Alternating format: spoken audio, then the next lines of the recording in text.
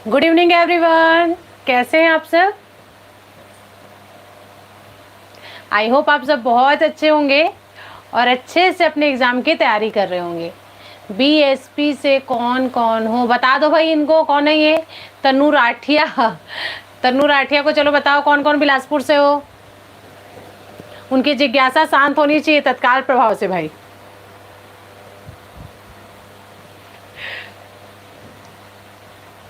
अच्छा, जितने बच्चे लाइव आ चुके हैं एक बार मेरे को कमेंट कर दो फटाक से और बताओ कि आवाज़ सही से आ रही है मेरी।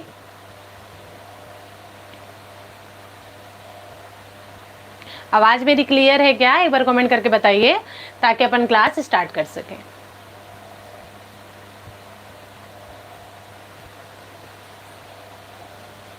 बाकी बच्चे कहाँ हैं, जल्दी जल्दी लाइव आओ यार, फिर आधा क्लास हो जाएगा, फिर आधे लोग टपकोगे नींबू के जैसे और बोलोगे अरे यार मैडम क्लास खत्म हो गया क्या।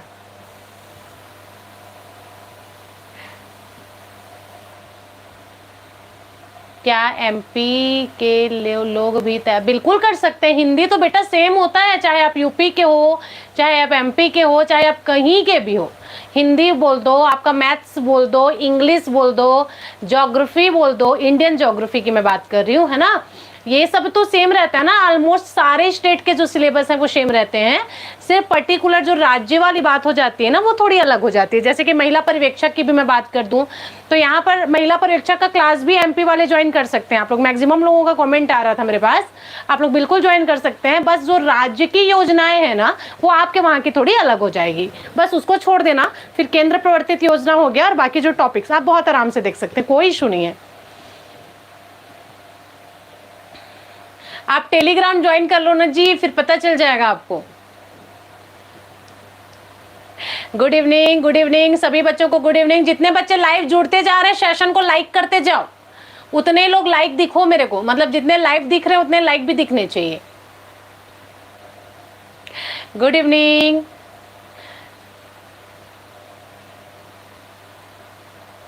चलिए मैक्सिमम बच्चे दिख गए मुझे लाइव, स्टार्ट करते हैं हमारा क्लास। और बाकी लोग जो लुढ़कते लुढ़कते आ रहे हैं उनको आने दो, ठीक है।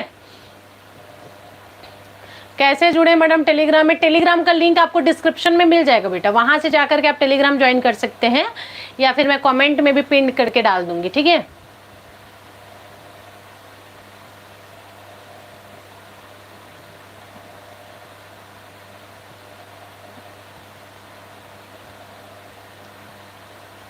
चलिए स्टार्ट कर लें फिर हमारा आज का क्लास। आज अपन हिंदी पढ़ने वाले हैं और हिंदी में हम लोग देखने वाले हैं देशज विदेशज शब्द के बारे में। देखो ये एक ऐसा टॉपिक है ना, हर एग्जाम में यहाँ से प्रश्न बनेगा और हर, है ना, इसमें कंफ्यूजन भी बहुत ज्यादा होती है। तो स्टार्ट करते हैं फिर हमारा आज का क्लास, जिसमें हम पढ़ेंगे देशज विदेशज शब्द के बारे में। अच्छी लग रही हूँ, तबियत खराब में कोई अच्छा दिखता है क्या।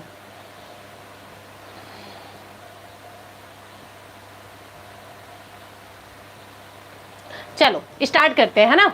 देशज विदेशज के अंतर्गत हमको क्या पढ़ना है, टॉपिक थोड़ा सा आपका क्या हो जाता है, कॉम्प्लिकेटेड हो जाता है जब आपको शब्द दे दिया जाता है पहचानने के लिए कि ये देसी शब्द है या विदेशी शब्द है। अगर विदेशी शब्द है तो विदेशी में भी कौन सी भाषा की शब्द है। हाँ जी, कल क्लास नहीं हुई थी। अच्छा नहीं लग रहा है तबियत, टाइफाइड हो गया बे मेरे को, टाइफाइड, इसीलिए नहीं ले पाई थी कल क्लास। और आज भी बिल्कुल हिम्मत नहीं है, लेकिन समय नहीं है ना ज़्यादा, तो ज़्यादा छुट्टी मार नहीं सकते हैं। देखो जिस दिन मैं क्लास नहीं ले पाऊंगी ना उस दिन बिना कैमरा के सामने आए वाला क्लास ले लूंगी, मतलब जो मोबाइल में बनाते हैं ना जैसे लोग, वैसा वाला क्लास जो एकदम ज़्यादा जरूरी हो जाएगा, तो वो भी आप लोग सब देखना, ठीक है, क्योंकि वहाँ पर इंपॉर्टेंट टॉपिक ही रहेगा जिसको मैं उस टाइप का लाऊंगी।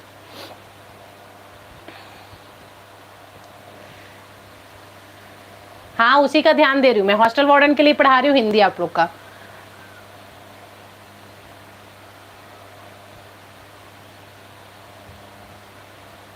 बस वही हाल है, कल वही हाल हो गया था मेरा। अच्छा खैर छोड़ते हैं, देखो ज़्यादा टाइम तक खड़े हो नहीं पाऊंगी, उससे अच्छा है कि जल्दी जल्दी क्लास करते हैं, है ना, और आप लोग को अच्छे से समझाया जाता है। चलिए स्टार्ट करते हैं फिर हमारा आज का क्लास। सबसे पहले हम बात करेंगे देशज शब्द के बारे में, कि आखिर देशज शब्द क्या होता है और इसमें आप लोग को जानना किसके किसके बारे में है, ठीक है, और क्या क्या चीज़ें आपको याद रखना है। चलिए देखते हैं। और कोई यहाँ पे हल्ला गुल्ला नहीं करेगा नहीं दिख रहा है, नहीं दिख रहा है, नहीं दिख रहा है करके। मैं बोल रही हूँ उसको सुनते जाओ और सुन सुनकर पढ़ते जाओ, ठीक है। चलिए देशज शब्द के बारे में बात करते हैं। तो सबसे पहली बात, ये देशज शब्द कहते हैं किसको है, तो थोड़ा ध्यान से समझेंगे। वे शब्द जिनकी उत्पत्ति के स्रोत अज्ञात होते हैं उन्हें देशज शब्द कहा जाता है। देशज शब्द हम किसको कहते हैं, तो ऐसे शब्द जिनकी उत्पत्ति के जो स्रोत है ना वो अज्ञात होते हैं। अज्ञात होते हैं मतलब क्या, हमको नहीं पता वो कहाँ से उत्पन्न होकर आए, लावारिस बोल सकते हो आप दूसरे शब्द में। तो ऐसे शब्द जो लावारिस होते हैं, जो कहाँ से उत्पन्न हुआ, कहाँ से आया, किधर को आया, कोई अता पता नहीं है, ऐसे शब्द को ही आपका क्या कहा जाता है, देशज शब्द कहते हैं। क्षेत्रीय बोलियों के शब्द तथा मन गढ़त शब्द को भी देशज शब्द कहा जाता है। क्षेत्र विशेष में जो बोली बोला जाता है, ठीक है, उसे भी क्या कहते हैं, हम देशज शब्द के नाम से ही जानते हैं। ध्वनि आदि के अनुकरण पर रचित क्रियाएं, जिन्हें अनुकरणात्मक क्रिया भी कहते हैं, देशज शब्द कहलाते हैं। ये चीज क्या समझ हुई, ध्वनि आदि का अनुकरणात्मक मतलब ध्वनि का बार बार नकल करना। नकल करना इन सेंस, जैसे देखो यहाँ पे लिखा हुआ है ढम ढम, एक बार ढम लिखा, फिर इस सेम का नकल होकर फिर ढम निकला, यह एक ध्वनि है। किसका ध्वनि है, तो ढोल का। हम बच्चे से पूछेंगे बेटा ढोल कैसे बजता है बताओ, तो बोलेगा ढम ढम। ये कहीं नहीं लिखा हुआ है कि ढोलक का जो आवाज है उसको ढम ढम बोला जाए, ये हमने पैदा किया है, क्षेत्र विशेष के लोगों ने पैदा किया है, इसी वजह से यहाँ देशज शब्द होता है। आगे क्या आपने को समझ में, तो देशज शब्द क्या है, जिसकी उत्पत्ति का कोई स्रोत ही नहीं पता। जितने भी बाजा वाले चीजें हैं ना उसको हम क्या बोलते हैं, उसको हम देशज शब्द के नाम से जानते हैं। जैसे घोड़ा कैसे हिन हिनाता है बेटा, तो हम बोलेंगे हिन हिन हिन हिन हिन हिनाता है। तो ये शब्द कहीं पे नहीं लिखा हुआ है डिक्शनरी में आपका, नहीं इसकी उत्पत्ति कहीं से हुई है, ये बस हम क्षेत्र विशेष के लोगों ने बोल दिया कि घोड़ा जो हिन हिनाएगा उसको हिन हिनाना बोलेंगे हम, इसलिए हम उसको हिन हिनाना बोल देते हैं। तो एक ऐसा शब्द हुआ बेटा, ये देशज शब्द हुआ, ठीक है। जैसे बेटा कैसे नाचते हैं हीरोइन लोग, कैसे नाचते हैं, तो छम छम नाचते हैं। अब ये छम छम क्या है, छम छम भी एक प्रकार का शब्द होता है जो कि अपने आप अनुकरण होकर के आया है। आया क्या समझ में, तो ऐसे कुछ शब्द होते हैं जो अपने आप निकल करके सामने आते हैं, उसे ही क्या कहा जाता है, उसे ही आपका देशज शब्द कहा जाता है। बात आया क्या समझ में, जैसे कि ढोलक का आवाज बोल दो ढम ढम, नाचने का आवाज बोल दो छम छम, ये सब क्या है, घोड़ा का आवाज बोल दो हिन हिन, डॉगी कैसे भौंकता है, तो भौं भौं भौंकता है, ये सब क्या है, ये सब आपका देशज शब्द के रूप में काउंट होता है। पहली बात हमारी यहाँ पर से ये क्लियर हो गई।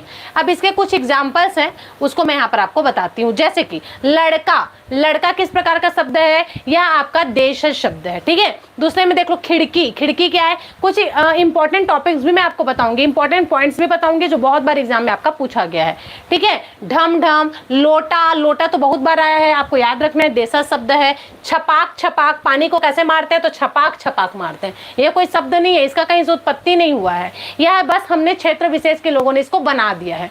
तो यह क्या हो गया आपका देशज शब्द हो गया। भौंकना, यह क्या हो गया आपका देशज शब्द हो गया। चीजें क्या यहाँ पर क्लियर हो गई। अब देखो देशज शब्द को आप पहचानोगे कैसे, सबसे बड़ी बात कि देशज शब्द पहचानने की ट्रिक क्या होती है, क्योंकि कभी कभी हम जानते हुए भी गलत करके आ जाते हैं, या हमको पता भी नहीं होता फिर भी हम गलत कर लेते हैं। तो देशज शब्द को आप कैसे पहचानोगे, तो ध्यान से सुनिए, एक ट्रिक के माध्यम से आपको मैं बताती हूँ, है ना। तो देशज शब्द के लिए कुछ महत्वपूर्ण ट्रिक है। कौन कौन से महत्वपूर्ण ट्रिक है, तो ध्यान देंगे इधर, जितने भी अड़ा वाले शब्द हैं, देखो जितने भी अड़ा वाले शब्द हैं वो आपके देशज शब्द के अंतर्गत आते हैं। कैसे, तो पगड़ी, अड़ाया ना, तो पगड़ी आपका देशज शब्द हो गया। गड़बड़, अड़ाया, देशज शब्द।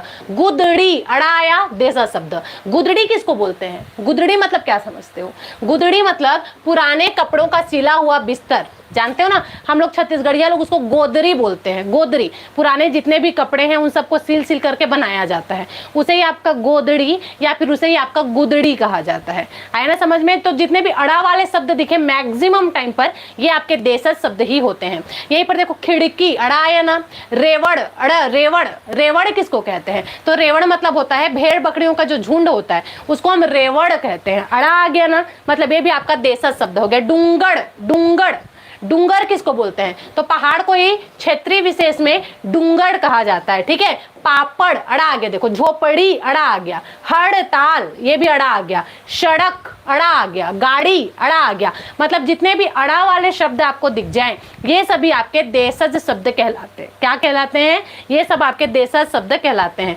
पहला पॉइंट क्लियर। दूसरा देखो, एक तो अपने को ये ट्रिक समझ आ गया कि देशज हम कैसे पहचानेंगे, तो अगर अड़ा से संबंधित शब्द आया है तो जिसमें अड़ा आपको दिख जाए आप तुरंत टिक करेंगे कि ये आपका देशज शब्द है। दूसरे नंबर पर हम बात करें परिवार से संबंधित शब्द। परिवार से संबंधित शब्द मतलब क्या, मम्मी, पापा, बुआ, मौसा, बाबा, चाचा, चाची, नाना, नानी, मामा, मामी आदि जितने भी आपके रिश्तेदारी में आते हैं, ये सब आपके देशज के अंतर्गत आएंगे। बात क्लियर है क्या यहाँ तक? दो ट्रिक मैंने अभी तक बताया। एक तो आपके परिवार के अंतर्गत जितने भी सदस्य होते हैं, रिश्ते होते हैं आपके, वो आपके देशज के अंतर्गत आएंगे। और दूसरा हमने बात किया अड़ा शब्द वाला, तो अड़ा शब्द जितने भी आपके शब्द में दिख जाए वो आपका क्या होगा? देशज शब्द होगा। ठीक है क्या? चलिए अगला स्लाइड देखते हैं क्या बोल रहा है। अब तीसरा याद रखेंगे, देशज शब्द में तीसरा ट्रिक है आपका कि दक्षिण भारत के जितने भी पकवान हैं आपके, दक्षिण भारत के पकवान मतलब दक्षिण भारत में साउथ वाले क्या क्या खाते हैं, तो हम जानते हैं कि इडली, डोसा, सांभर यही सब तो खाते हैं ना। तो साउथ वालों की जो डिश होती है जैसे कि सांभर हो गया, डोसा हो गया, कड़ाला करी हो गया, काला चना हो गया, सुंदल, बेसन के लड्डू, साउथ की डिश है ये सब, है ना। ढोकला हो गया आपका,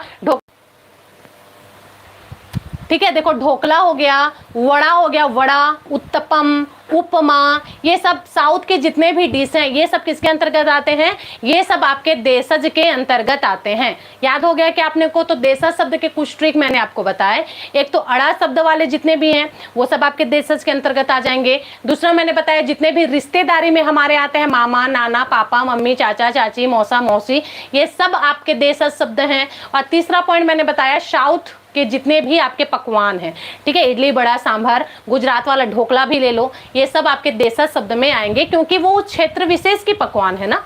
ठीक है क्या? चलिए आगे बात करते हैं। स्थानीय नृत्य, ध्यान रखो, स्थानीय नृत्य भी आपके देशज शब्द के अंतर्गत यूज होते हैं। बड़ा बड़ा पॉइंट लेकर के आई हूं आपके लिए ट्रिक के लिए, ताकि आप सीधे यहां से 4-5 प्रश्न आपके बन जाए, है ना। देखिए नेक्स्ट क्या बोला जा रहा है? स्थानीय नृत्य।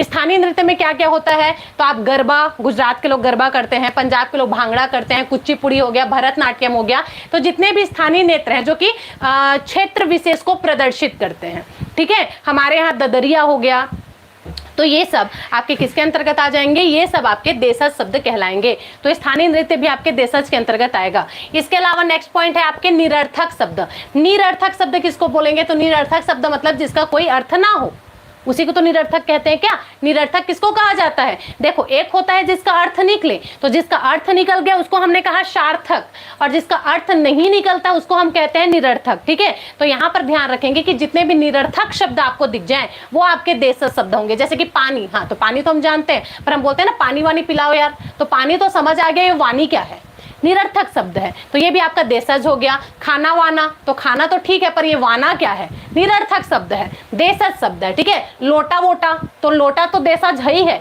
इसके साथ साथ ये वोटा क्या है? तो ये भी आपका देशज शब्द हो गया। खाना वाना, ठीक है, फिर से वही रहना वहना, जैसे हम नॉर्मली किसी से पूछते हैं और भाई यहाँ कब से आए हो, रहना वहना कहाँ हो रहा है, तो रहना तो समझ आया, वो वहना क्या है, ठीक है ना। तो समझेंगे, तो ऐसे जो निरर्थक शब्द हैं हमेशा ये देशज के रूप में ही प्रयोग होता है। ठीक है ना, चीजें क्लियर है हमारी यहाँ तक? बहुत बढ़िया। अब जितने बच्चे लाइव देख रहे हैं पहले सेशन को लाइक कीजिए, जितना लाइव है उतना लाइक मेरे को दिखना चाहिए। और जो बच्चे फर्स्ट टाइम मेरे चैनल पर विजिट कर रहे हैं, अगर आपको समझ आ रहा है तो जरूर से लाइक, सब्सक्राइब और अपने फ्रेंड्स के साथ शेयर करें, है ना, क्योंकि हमारे चैनल में सभी एग्जाम्स की बिल्कुल फ्री में प्रिपरेशन करवाई जाती है। ठीक है क्या? चलिए जल्दी से बच्चे लाइक करें, जितने बच्चे लाइव देख रहे हैं। Live is equal to like होना चाहिए, बराबर बराबर। और कैसे कम बच्चे दिख रहे हैं मेरे को लाइव? तुम लोग शेयर नहीं किए हो क्या अपने फ्रेंड्स के साथ? उन लोग को पता नहीं चला, बहुत सारे बच्चों को तो पता ही नहीं चलता है कि मैं कब लाइव आती हूँ, ये भी एक समस्या है। चलिए स्टार्ट करते हैं, है ना। तो ये हमको समझ आ गया निरर्थक शब्द, है ना। अब एक चीज और देखो, मैं फर्स्ट टाइम हिंदी समझा रही हमसे पढ़ के, मैं नहीं समझ पाई तुम्हारा कमेंट, खैर ठीक है। इधर देखिए, अब ये है आपका ध्वन्यात्मक शब्द, मतलब ध्वनि वाले जो शब्द होते हैं वो भी आपके देशज शब्द कहलाएंगे। कैसे ध्वनि वाले शब्द?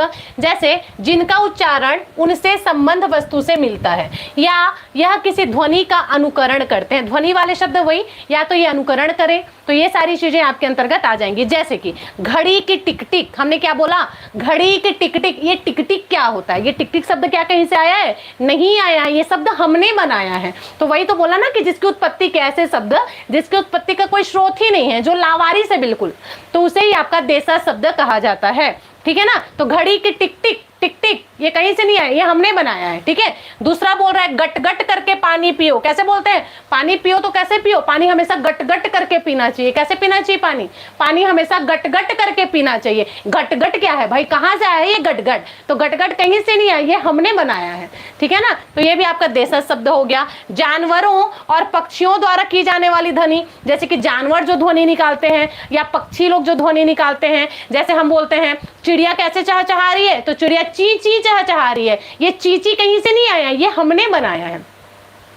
आया क्या समझ में? कोयल कैसे बोलती है? कोयल कुहू कुहू बोलती है। कुहू कुहू कौन लाया शब्द? कोई नहीं लाया, लावारी से बिल्कुल। तो ये भी आपका देशज शब्द हो जाएगा। बात क्या क्लियर हुई हमारी यहाँ पर से?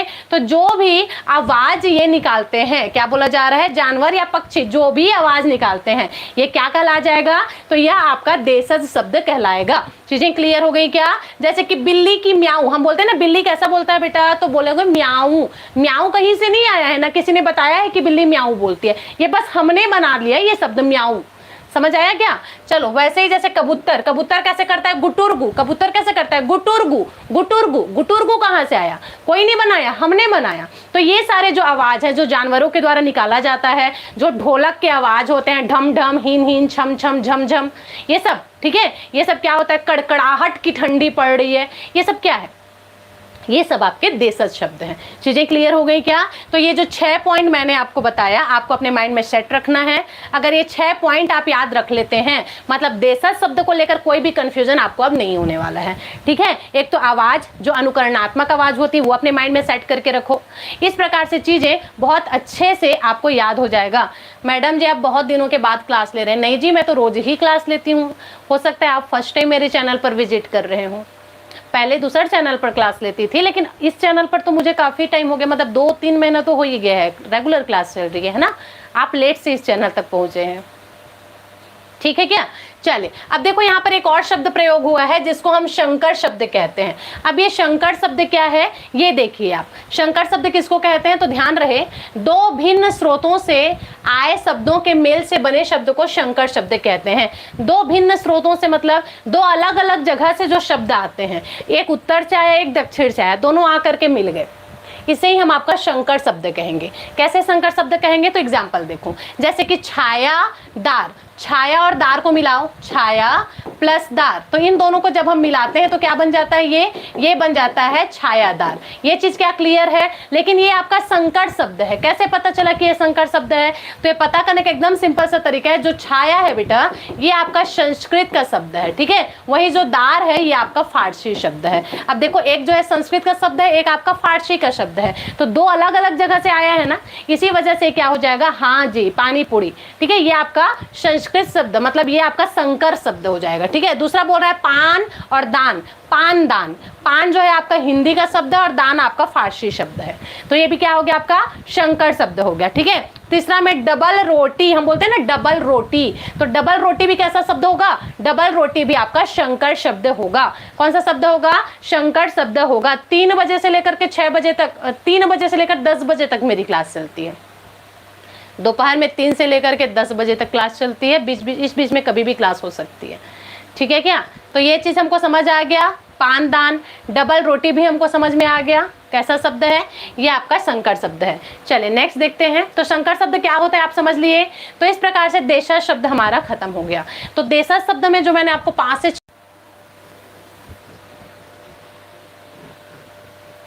हाँ जी, आरामदायक भी होगा, कूड़ादान भी होगा, रेलगाड़ी भी होगा।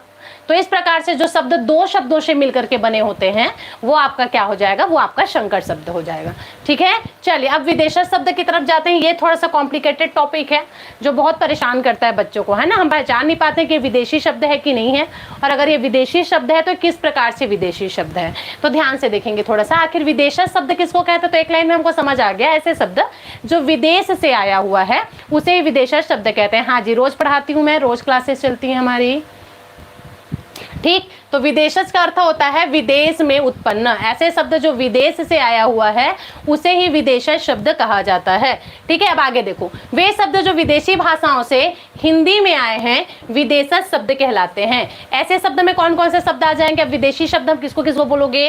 तो एक आपका फारसी शब्द हो गया, ठीक है, एक फारसी हो गया, अंग्रेजी हो गया, पुर्तगाली हो गया, अरबी हो गया, तुर्की हो गया, फ्रांसीसी हो गया। इसमें सबसे बड़ी गलती जो आप करते हैं वो है फारसी और फ्रांसीसी। बहुत सारे बच्चे फारसी और फ्रांसीसी में कंफ्यूज होते हैं, क्लियर रखो, फारसी अलग है, फ्रांसीसी अलग है। फारसी मतलब जो फारस की खाड़ी से आया, और फ्रांसीसी मतलब जो फ्रांस से आया, ठीक है ना। तो इसमें कंफ्यूज आपको नहीं होना है। तो ये क्या हो जाएगा, ये आपका हिंदी शब्द, ठीक है, ये सब क्या कहलाएगा, आपकी हिंदी में आए हुए विदेशी के शब्द हैं, मतलब विदेश से आए हुए हैं और आकर के हिंदी में मिक्स हो गए। तुम लोग ना हड़बड़ाते बहुत हो, ठीक है, हड़बड़ाना नहीं है ना। अभी मैं फिलहाल कॉन्सेप्ट आप लोग को क्लियर करवा रही हूँ, वो आप कॉन्सेप्ट तो करो। ये कॉन्सेप्ट आप कर लेंगे, उसके बाद फिर क्वेश्चन भी आपको करवाया जाएगा, तब आप देखेंगे आपके जितने भी डाउट्स हैं कि ये किसका शब्द है, ये किसका शब्द है, ये सब क्लियर हो जाएगा आपका। थोड़ा रिलैक्स होकर बैठो, तो पेशेंस के साथ बैठिए। पहले आप कॉन्सेप्ट क्लियर कीजिए, जो मैं पढ़ा रही हूँ वो मैं कैसे पढ़ा रही हूँ, उसके बाद आपको सारी चीजें क्लियर हो जाएंगी। अभी तो शुरुआत है, अभी से तुम लोग एकदम ज्यादा हड़बड़ा जा रहे हो। ऐसे करोगे तो कैसे पढ़ पाओगे। तो एकदम दिमाग को थोड़ा कंट्रोल में रख के एकदम शांति के साथ पढ़ो। एक ही बार में मेरा सब चीज याद हो जाए बोलोगे तो नहीं हो सकता है। कॉन्सेप्ट क्लियर रहेगा तो रटने की जरूरत नहीं पड़ेगी, हमेशा आपको याद रहेगा। और सिर्फ आपको क्वेश्चन ही करना है तो फिर तो कोई भी बुक में मिल जाएगा आपको, रटते रहो फिर उसको देख करके। ये पुर्तगाली शब्द है, ये पुर्तगाली शब्द है, लीची चीनी शब्द है, लीची चीनी शब्द है, रटते रहिए। फिर कॉन्सेप्ट करने की क्या जरूरत है ना। अभी विदेशी शब्द हम शुरू किए हैं, मैं जो कॉन्सेप्ट समझा रही हूँ उसको पहले सुनो, उसके बाद फिर ध्यान लगाना कि ये कौन सा शब्द है, ये कौन सा शब्द है, ठीक है ना। चलिए, तो हम बात कर रहे थे विदेशा शब्द के बारे में। तो विदेशा शब्द के बारे में हमने क्या जाना, ऐसा शब्द जो विदेशों से आया हुआ है उसे हम क्या कहते हैं, उसे ही हम विदेशा शब्द कहते हैं। अब विदेश से आया हुआ है मतलब क्या क्या शब्द हमको दिखता है, तो इसके अंतर्गत हमको बहुत सारे शब्द दिखते हैं, जैसे पुर्तगाली शब्द दिखता है, चीनी शब्द दिखता है, जापानी शब्द दिखता है, अंग्रेजी शब्द दिखता है, फारसी शब्द दिखता है, फ्रांसीसी शब्द दिखता है। ये सब कौन से शब्द में काउंट होंगे, तो इन सभी को हम विदेशज शब्द या फिर विदेशी शब्द कहते हैं। ये चीज हमारी क्लियर। चलिए आगे बात करते हैं, देखिए क्या बताया जा रहा है। अब यहाँ पर सबसे पहले मैं अरबी शब्द के बारे में आपको बताती हूँ। अरबी शब्द के बारे में यहाँ पर क्या बताया जा रहा है, तो कुछ शब्द हैं जो आपको ध्यान रखना है कि किस प्रकार के शब्द हैं। ये आपके अरबी भाषा के शब्द हैं। इन शब्दों को 1 मिनट पढ़िए, मैं आती हूँ, है ना।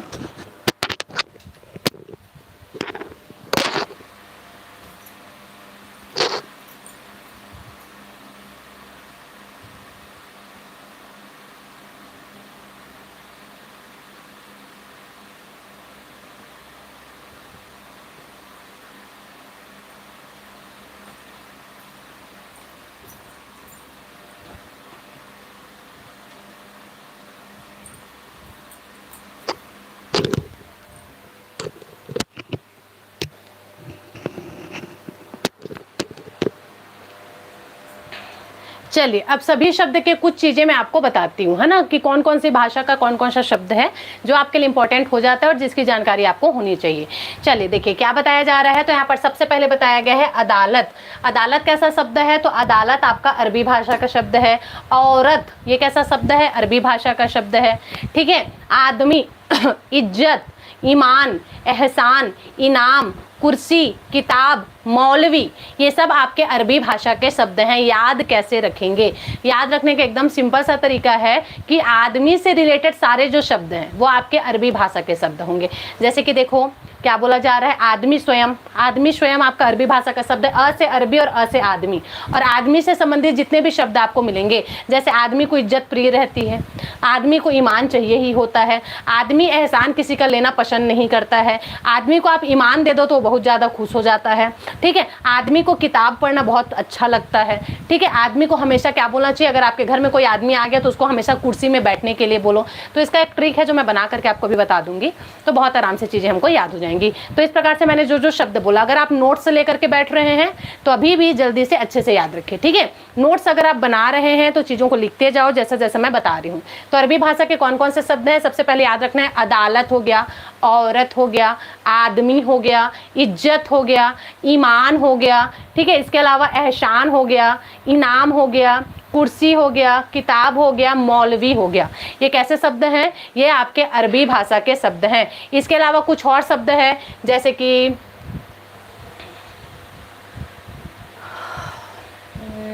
खत। खत आपका अरबी भाषा का शब्द है, खत हो गया, ठीक है। इसी में लिफाफा ले लो, लिफाफा भी आपका अरबी भाषा का शब्द है, ठीक है। मुहावरा, मुहावरा भी कैसा है, मुहावरा भी आपका अरबी भाषा का शब्द है। इसी में मौसम, मौसम भी कैसा है, ये भी आपका अरबी भाषा का शब्द है, ठीक है। और शराब, शराब भी आपका अरबी भाषा का शब्द है, ठीक है। और क्या क्या होता है, हैजा, हैजा ले लो, हैजा भी क्या है, ये भी आपका अरबी भाषा का शब्द है। तो ऐसे कुछ प्रश्न हैं जो आपको याद रखना है। हाँ जी, हलवाई, वेरी गुड, हलवाई भी आपका क्या है, हलवाई, हलवाई भी आपका अरबी भाषा का शब्द है। इसके अलावा हकीम ले लो, हकीम, ये भी आपका अरबी भाषा का शब्द है। तो ये जो मैंने बताया ये एग्जाम में आया हुआ शब्द है, ठीक है। तो आपको चीज़ें क्या क्लियर हो गई हमारी। तो हम बात कर रहे हैं अरबी भाषा के शब्द के बारे में। अरबी भाषा के इतने सारे शब्द आपको याद रखना है, ठीक है। क्या इतनी चीज़ें क्लियर हो गई हमारी, क्या क्या शब्द हमने देख लिया। तो अदालत, औरत, आदमी, इज्जत, ईमान, ये शब्द इतने भी याद कर लोगे ना तो तुम्हारे लिए सफिशिएंट है, क्योंकि बार बार एग्जाम में आने वाले हैं, ठीक है। क्या है ये, बार बार एग्जाम में जो प्रश्न पूछे जाते हैं वैसे ये प्रश्न है। क्या बोला जा रहा है, अदालत, औरत, आदमी, इज्जत, ईमान, एहसान, इनाम, कुर्सी, किताब, मौलवी, खत, लिफाफा, मुहावरा, मौसम, शराब, हैजा, हलवाई, हकीम। कैसे याद रखोगे, याद रखने के लिए एक ट्रिक बना लेते हैं, चलिए बनाते हैं। ठीक, हमने किसी को एक खत लिखा, ठीक है, हमने किसी को क्या किया, एक खत लिखा और खत को हमने लिख करके लिफाफा में डाल दिया। उस खत में आपने लिखा क्या था, तो उस खत में आपने मुहावरा लिखा हुआ था, ठीक है। मुहावरा के साथ साथ आपने उसमें मौसम के बारे में भी अपनी जानकारी दी थी थोड़ा बहुत। इसके अलावा उस खत में आपने बताया कि आपके मोहल्ले में क्या हुआ है, जो हलवाई है उसको हैजा हो गया है, ये भी आपने बताया कि हमारे मोहल्ले में जो हलवाई था ना, हलवाई को हैजा हो गया। तो सामने वाले ने पूछा कि उसको हैजा कैसे हो गया, तब आपने बताया हकीम आया हुआ था, हकीम ने बताया कि जरूरत से ज्यादा शराब पीता है इसलिए उसको हैजा हो गया। ये तो याद हो गया अपना, याद हो गया ना। क्या बताई मैं, कहानी सुन लिए, कहानी मैंने क्या बताया कि आपने किसी को खत लिखा और उस खत को लिफाफे में बंद कर दिया, ठीक है। नहीं नहीं नहीं नहीं, ऐसे याद रखो, आपने अरब से किसी को खत लिखा, आपने अरब से किसी को खत लिखा और उस खत को आपने लिफाफे में बंद करके भेज दिया। अरब याद रखना ही है ना, अरब याद रखना, अरब रखोगे तभी अरबी याद रहेगा। आपने अरब से किसी को खत लिखा और उस खत को आपने क्या किया, लिफाफे में बंद कर दिया। अब इस खत को आपने, इस खत में क्या क्या लिखा था, तो इस खत में आपने कुछ मुहावरे लिखे हुए थे, साथ में मौसम के बारे में भी बातें हुई थी। इसके अलावा आपने क्या बताया, इसके अलावा आपने बताया कि जो हमारे गांव का हलवाई है ना उसको क्या हो गया है, हमारे गांव के हलवाई को हैजा हो गया है। और ये कैसे पता चला, तो हकीम साहब ने कहा कि वो शराब बहुत पीता था इसीलिए हलवाई को क्या हो गया, हैजा हो गया। बोलो याद हुआ कि नहीं हुआ, एक बार फिर से। आपने अरब से किसी को खत लिखा, उस खत को लिफाफे में बंद करके पोस्ट कर दिया, ठीक है। और पोस्ट करने के बाद आपने क्या लिखा, पोस्ट में जो आपने लेटर लिखा हुआ था उसमें आपने कुछ मुहावरा लिखा हुआ था, ठीक है। उसके साथ साथ अपने मौसम की जानकारी भी लिखी हुई थी। साथ में आपने उसको बताया कि हमारे यहाँ का जो हलवाई है ना उसको हैजा हो गया है। कैसे पता चला, तो जो हकीम साहब थे उन्होंने देखा और कहा कि बहुत शराब पीता है इसी वजह से इसको क्या हो गया है, इसको हैजा हो गया है। तो ये अरब से शब्द हो गया, याद हो गया हमको, बहुत अच्छे से याद हो गया ना। चलिए इधर के लिए भी कुछ बनाते हैं, कुछ तो बनाना पड़ेगा, इधर के लिए भी बनाते हैं। अरब का एक आदमी था, ठीक है, अरब का एक आदमी था। अरब का कौन था, अरब का एक आदमी था जो कि अच्छा आदमी नहीं था। अच्छा आदमी नहीं था मतलब एक अरब का एक आदमी था जो अच्छा नहीं था, उसका आदत अच्छा नहीं था, ठीक है। तो वो क्या करता था, उसका आदत अच्छा नहीं था, वो गलत काम करता था, 2 नंबरी काम करता था। उसके 2 नंबरी काम के बारे में क्या हुआ ना, पता चल गया। उसके 2 नंबरी काम के बारे में क्या हो गया, पता चल गया। और जब पता चला तो उसको अदालत में ले जाया गया। एक आदमी था जो 2 नंबरी काम करता था, वो गलत काम करता था, तो उसके काम के बारे में लोगों को पता चल गया और उसको अदालत में ले जाया गया। जब अदालत में ले जाया गया तो वो आदमी भाग गया, वो आदमी वहां से भाग गया क्योंकि 2 नंबरी काम करता है तो उसको पता चल गया मेरे को सजा मिलेगा। जब वो वहां से भाग गया तो उसके ऊपर सरकार ने इनाम रखा। सरकार ने क्या किया, उसके ऊपर में इनाम रखा और इनाम में उन्होंने कहा कि जो भी इस आदमी का पता बताएगा, ठीक है, जो भी इस आदमी का पता बताएगा उसको क्या किया जाएगा, उसको ईमान से इनाम दिया जाएगा और साथ में हम उसका एहसान कभी भी नहीं भूलेंगे। और साथ में उसके इज्जत को बढ़ाने के लिए क्या किया जाएगा, उसके इज्जत को बढ़ाने के लिए मौलवी के द्वारा उसके नाम का एक पुस्तक भी छपवाया जाएगा। ठीक है क्या? अब क्या बताइए मैं, यहां पर से देखो कितने सारे शब्द आपके आ चुके हैं।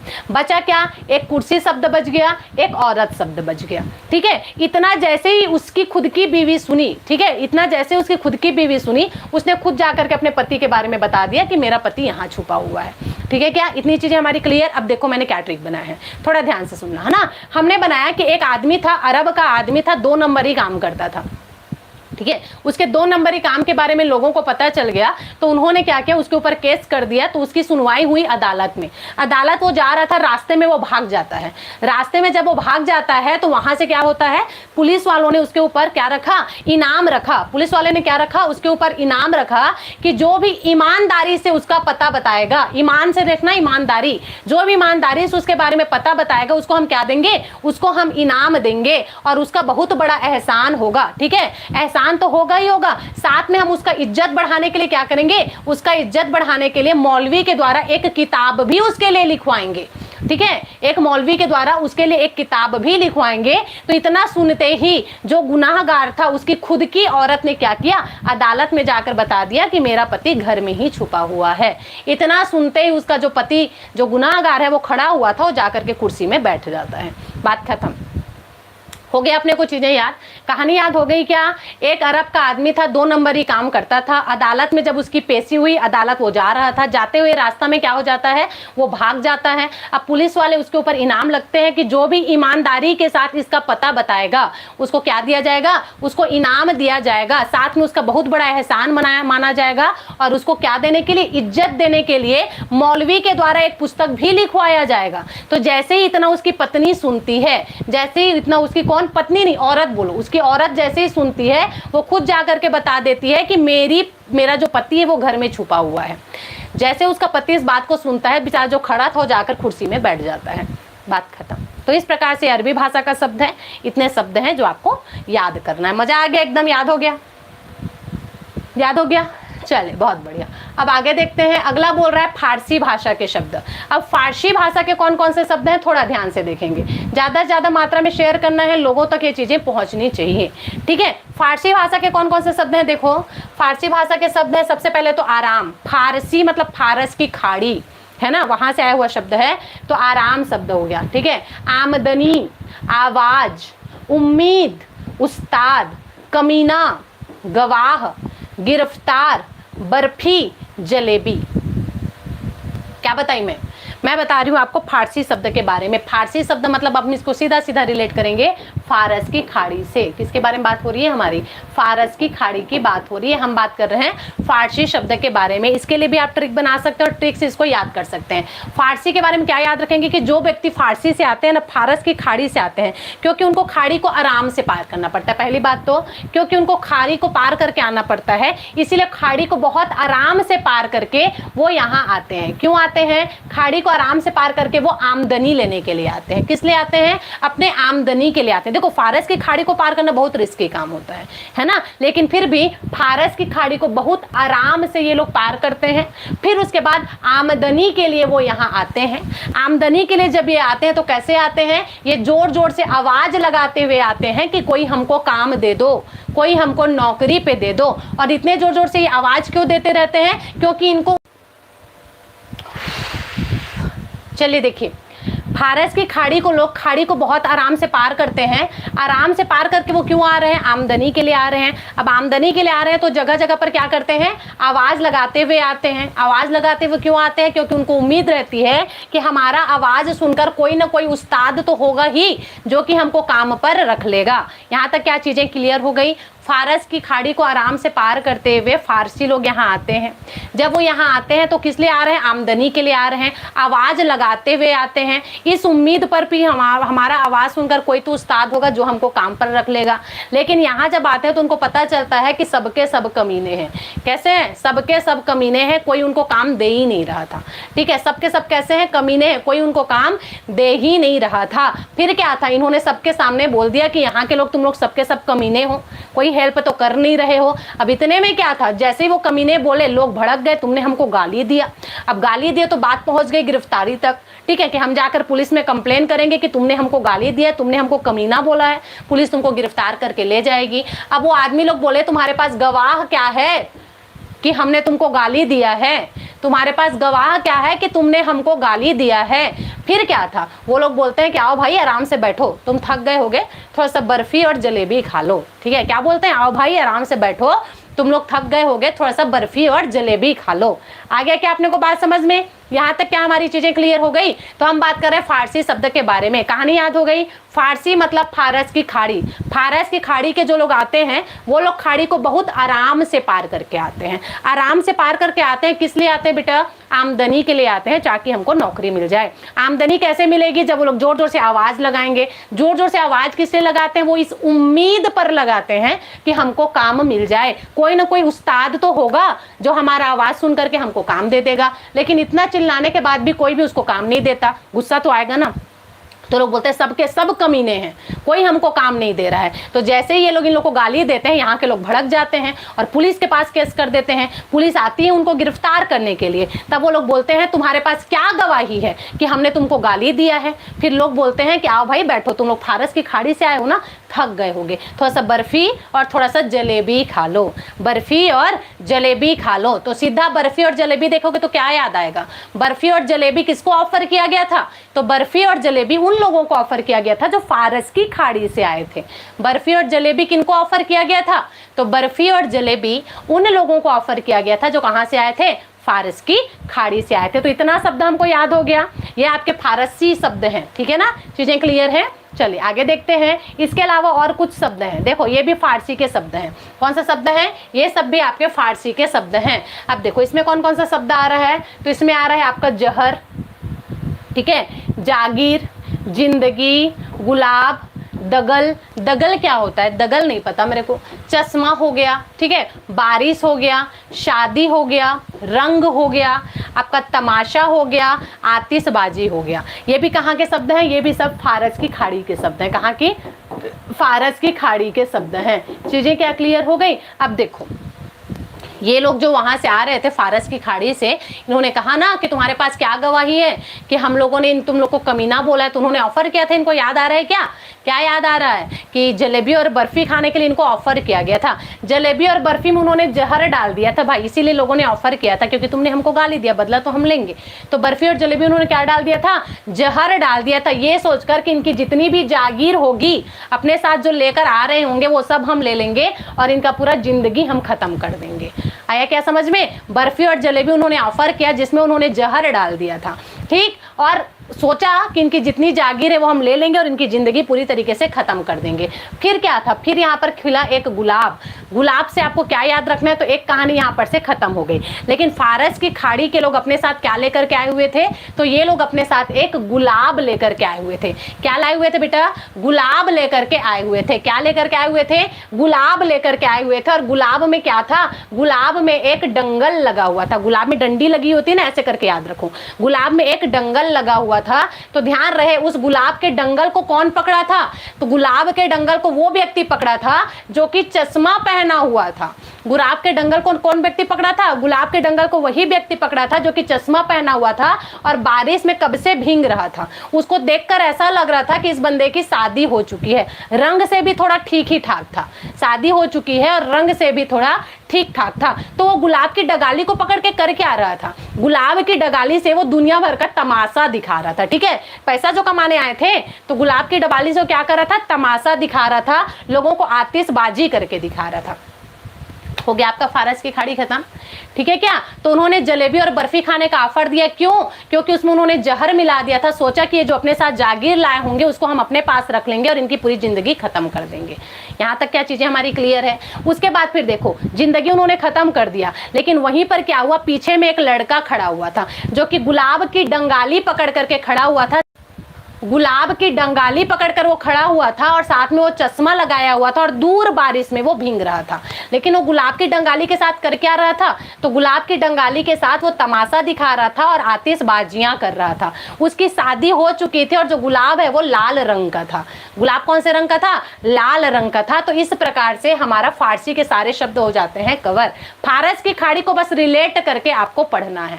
ठीक है ना। ये ट्रिक को लिख लो, पूरी कहानी एक बार पढ़ोगे, सारे शब्द एक ही बार में आपके याद हो जाएंगे। गुलाब जब भी देखोगे, प्रश्न में आया गुलाब, तो आपको याद आना है मैडम क्या बताई थी, गुलाब का डगाली कौन पकड़ा हुआ था, तो जो फारस की खाड़ी से आया था वो पकड़ा हुआ था, उसकी शादी हो चुकी थी, लाल रंग का गुलाब पकड़ा था, तमाशा दिखा रहा था, आतिशबाजी कर रहा था, साथ में वो चश्मा पहना हुआ था और बारिश में भीग रहा था।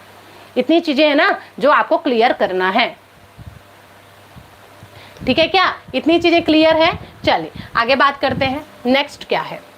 हाँ जी, ये दंगल शब्द है, ठीक बोल रहे हैं आप, ये दंगल ही शब्द है। देखो दगल लिखा हुआ है ना, ये दंगल शब्द है, ध्यान रहे, दंगल दंगल दंगल, ठीक है ना, याद रखना है आपको। चलिए आगे बात करते हैं, नेक्स्ट अब देखते हैं थोड़ा सा पुर्तगाली शब्द के बारे में। पुर्तगाली शब्द क्या क्या होता है, तो हमने कौन कौन सा शब्द देख लिया, फारस की खाड़ी वाला शब्द हमारा हो गया। अब देखो पुर्तगाली शब्द में क्या क्या आता है, तो ध्यान रहे, पुर्तगाली शब्द में आता है आपका बाल्टी, बोतल, गमला, तौलिया, कमीज, पपीता और गोभी। जितने भी गार्डनिंग वाले सामान है ना वो सब पुर्तगाली से आए हैं। पुर्तगाली से हम लोगों ने क्या लाया था, तो पुर्तगाली से हमने जितना भी गार्डनिंग वाला सामान है ना वो लाया। गार्डन हम करते हैं ना, फूल पान लगाते हैं ना अपने घर में, तो गार्डन वाले जो सामान है वो हम सब पुर्तगाली से लेकर आए हैं। कैसे, तो गार्डन लगाने के लिए आपको क्या चाहिए, बाल्टी चाहिए, बाल्टी में पानी रहेगा तब तो डालोगे, ठीक है, उसके साथ साथ बॉटल भी चाहिए, ठीक है, पानी में बॉटल भर के रखना पड़ेगा, साथ में गमला चाहिए, गमला रहेगा तब तो गार्डनिंग करोगे, तौलिया भी चाहिए, हाथ गंदा हो जाएगा मिट्टी से तो किसमें पोछोगे, तौलिया में ना पोछोगे, कमीज, कमीज भी एक्स्ट्रा रखना पड़ेगा, ठीक है ना, कमीज भी एक्स्ट्रा रखना पड़ेगा, गंदा जो हो जाता है गार्डनिंग करते हैं तो।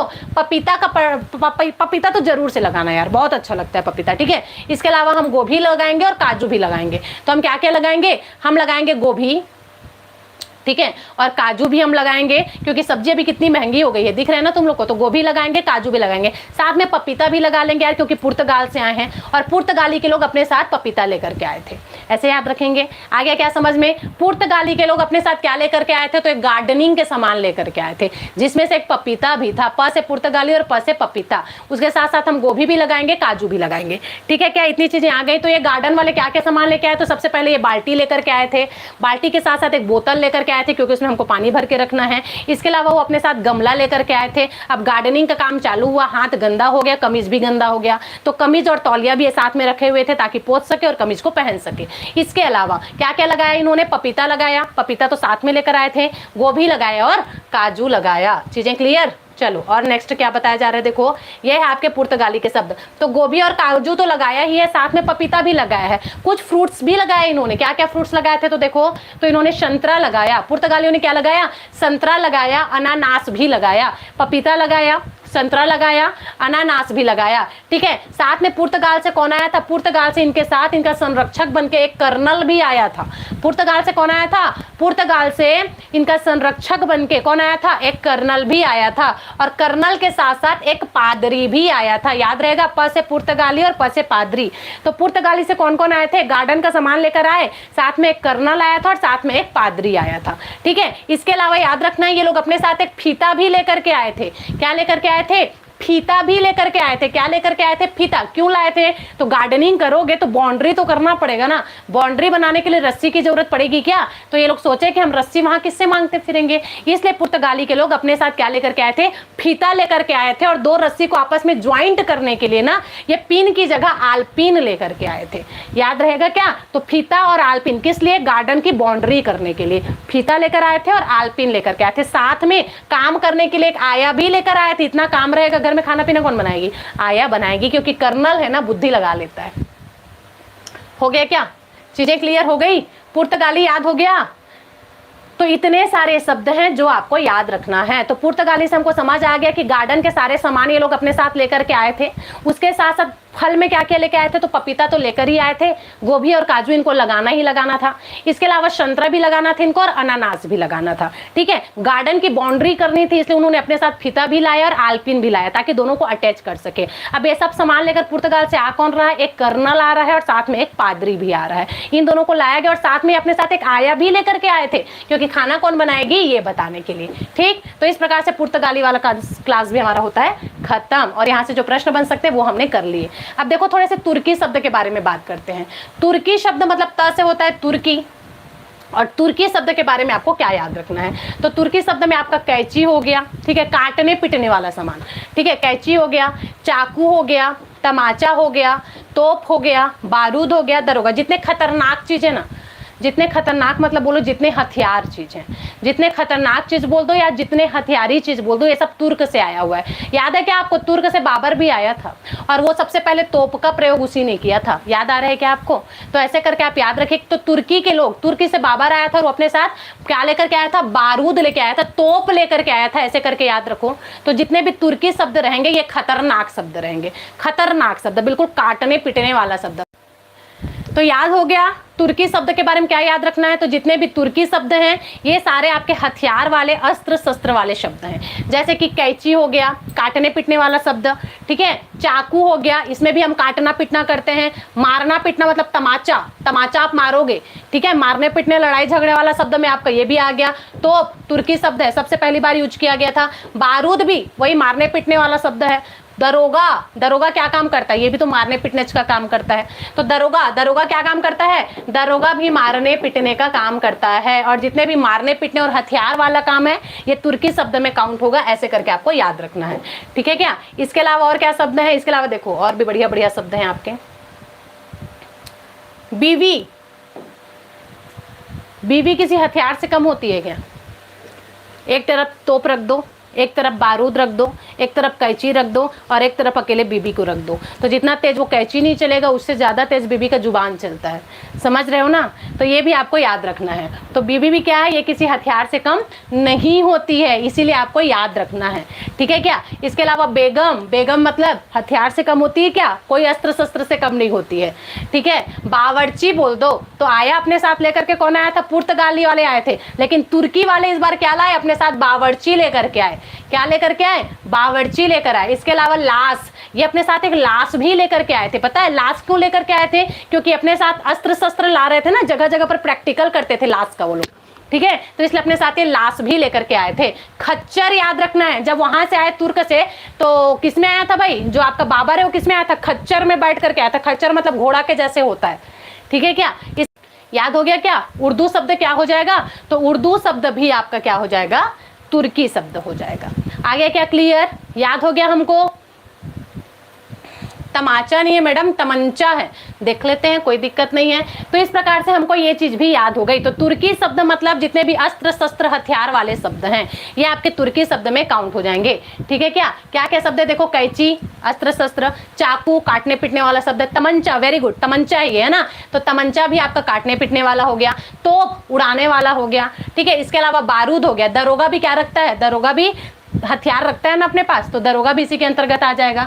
चलिए हाँ, खच्चर मतलब गधा, गधा की प्रजाति का होता है पर गधा नहीं होता है, ठीक है। इसके अलावा बीवी, ये भी अस्त्र शस्त्र वाली आइटम है।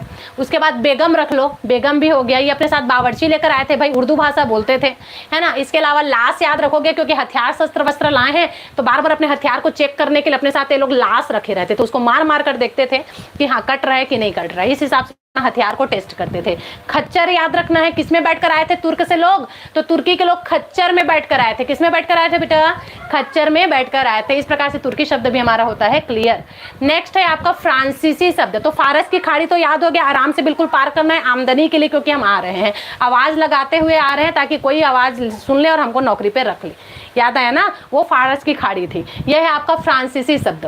फ्रांसीसी शब्द में क्या क्या आता है? तो यहाँ पर देखो क वाले शब्द आ गए, पुलिस वाले शब्द आ गए, ये सब आपके फ्रांसीसी शब्द में आएगा, ठीक है। हाँ, तुर्की वाले क्योंकि मुसलमान होते हैं ना इसलिए लोग उर्दू बोलते हैं। अब देखो फ्रांसीसी शब्द में क्या क्या है? कारतूस, फ्रांसीसी, फ्रांस याद रखना है, फ्रांस, ठीक है। फ्रांसीसी, कारतूस, कूपन, कर्फ्यू, अंग्रेज, बिगुल। तो जितने भी हथियार वाले हैं, हथियार मतलब अंग्रेज जिस टाइम पर यूज किया करते थे, तो कारतूस, ठीक है। कूपन वाला शब्द हो गया, कर्फ्यू हो गया, कर्फ्यू अंग्रेज कर्फ्यू लगाते थे, अंग्रेज हो गया, बिगुल हो गया। ये सब शब्द जो अंग्रेज से रिलेटेड है ना, ऐसे याद रखना, वो फ्रांसीसी है। फ्रांस से अंग्रेज आए थे और अंग्रेज से रिलेटेड जितने शब्द दिखेंगे वो फ्रांसीसी के शब्द हैं, बस ऐसे याद रखो। तो कारतूस शब्द अंग्रेज से रिलेटेड है, ठीक है। इन्होंने कारतूस, जो हिंदू सैनिक हैं उनको कारतूस लगा हुआ गन खोलने के लिए बोला था, तभी तो इतनी बड़ी लड़ाई हो गई थी ना, याद आ रहा है क्या?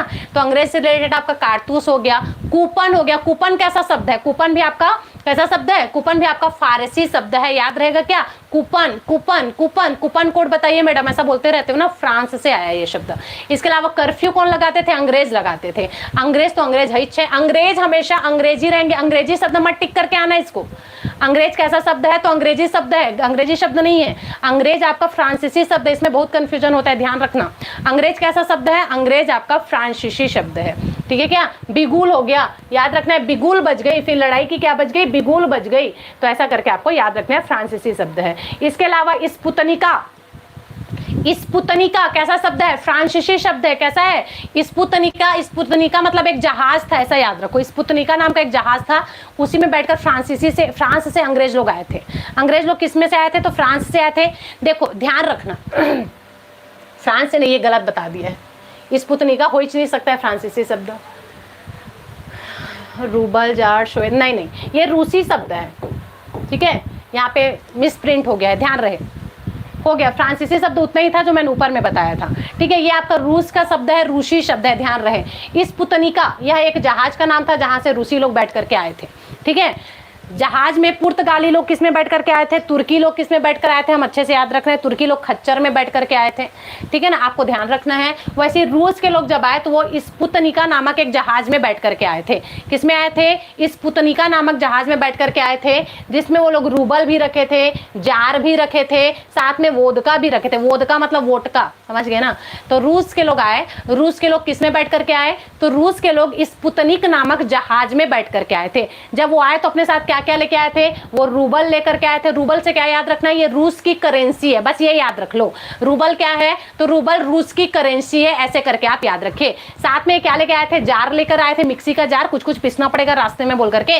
इसके अलावा वोटका भी लेकर के आए थे, वोदका याद रखना अपने साथ, रास्ते में पीते जाएंगे मस्त स्पुतनिक जहाज में, ठीक है? इसके अलावा सोवियत याद रखना है, सोवियत, सोवियत संघ हम बोलते हैं ना, सोवियत संघ मतलब रूस, सीधा सीधा निकल जाता है। तो यहां से आप सीधा आंसर बता दोगे, सोवियत संघ मतलब रूस की बात हो रही है, रूसी शब्द है ये, ठीक है क्या? चलिए अगला देखते हैं। आप थोड़े से जापानी शब्द बहुत ज्यादा इंपॉर्टेंट है, ये कई बार प्रश्न में पूछा गया है, एकदम ध्यान से। अब जापानी लोग किस में आए बेटा?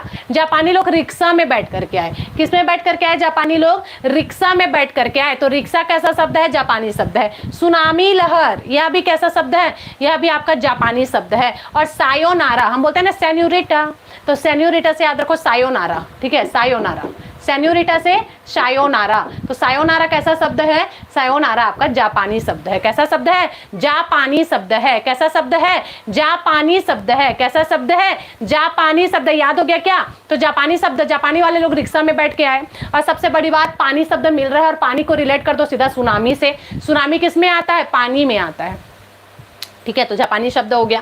सायोनारा से याद रखो सेन्योरिटा, ये भी आपका क्या हो जाएगा? जापानी शब्द हो जाएगा, ठीक है क्या? चलिए आगे बात देखते हैं।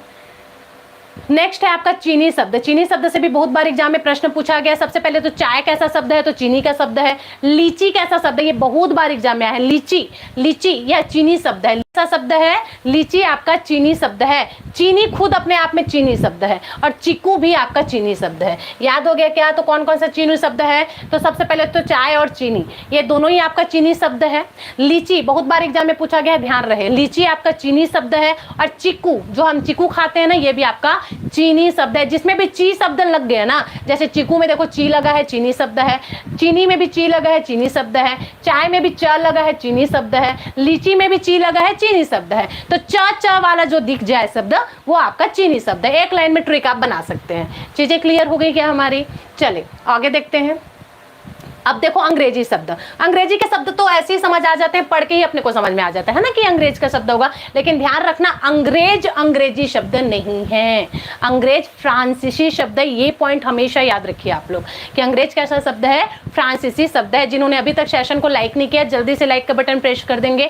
ईमानदारी से शेयर करना है, अपने व्हाट्सएप स्टेटस के माध्यम से करो, स्टोरी के माध्यम से करो, कैसे भी करो, पर शेयर कीजिए ताकि ज़्यादा से ज़्यादा लोगों तो की क्लास मिल सके, ठीक है? देखिए वोट, वोट सुनने में ही लग रहा है अंग्रेज का शब्द है। कोट हो गया, इंजन हो गया, बटन बटन बटन, ठीक है? अंग्रेजी शब्द है। Cup, ticket, two cup tea, याद आ रहा है क्या? तो ये कप हो गया। कप कैसा शब्द है? अंग्रेज का शब्द है। टिकट, ये भी अंग्रेज का शब्द है। तो आपने ध्यान रखना है। तो अंग्रेज, vote, coat, engine, button, cup और टिकट आपको याद रखना है। याद हो गया कि आपको याद हो गया कि आपको याद रखने के लिए एक और तरीका बना सकते हैं, जब अंग्रेज आए तो वो वोट मांगने के लिए यहाँ आए थे, वोट मांगने के लिए यहाँ आए तो वो कोट पहन कर आए थे, कोट पहन कर तो आए पर उस कोट का बटन टूट गया था, कोट का बटन टूट गया था और उस कोट में उन्होंने क्या रखा हुआ था, टिकट रखा हुआ था। अब ये सब लेकर के वो किस में बैठ गए, इंजन में बैठ गए और इंजन में बैठकर आराम से कप में चाय पीने लगे, बात खत्म। जब अंग्रेज आए, अंग्रेज यहाँ क्या करने आए, वोट मांगने आए थे, कोट पहनकर आए थे, कोट का बटन टूट गया था, कोट के पर्स में इन्होंने क्या रखा हुआ था, कोट के पॉकेट में इन्होंने टिकट रखा हुआ था अपना। अब जाकर चुपचाप इंजन में बैठ गए और वहां बैठ के आराम से कप में चाय पीने लगे, बात खत्म।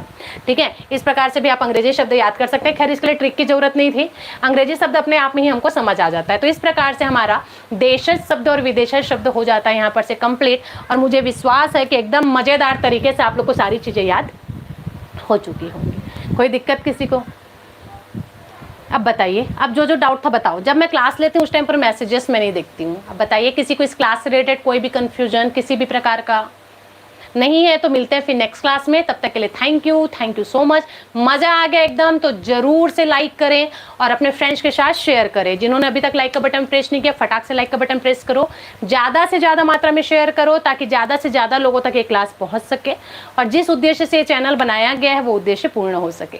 ठीक है, चलिए मिलते हैं इसी के साथ नेक्स्ट क्लास में। नेक्स्ट क्लास कब तक होगी देखते हैं, आप लोग को टेलीग्राम में मैसेज कर दिया जाएगा। मानकर चलो 7:30-8 बजे तक हमारी नेक्स्ट क्लास होगी, करेंट की क्लास होगी। ठीक है, जिसमें हम करेंट की क्लास लेंगे। तो 7:30 बजे तक आप मान करके चलो, अगर 7:30 तक नहीं होता है तो 8 बजे तक हो ही जाएगा आपका क्लास। ठीक है क्या? चलिए इसके बाद मिलते हैं। एक बार और इस क्लास को देखना है ना, जितने लोग अभी लाइव देख रहे हैं एक बार फिर से एक बार इस क्लास को देखें क्योंकि अभी तो आधा घंटा का समय है आपके पास।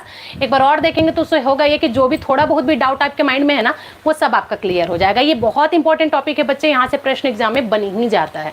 ठीक है क्या? चलिए बाय बाय। 7:30 बजे नेक्स्ट क्लास है ना, याद रखेंगे।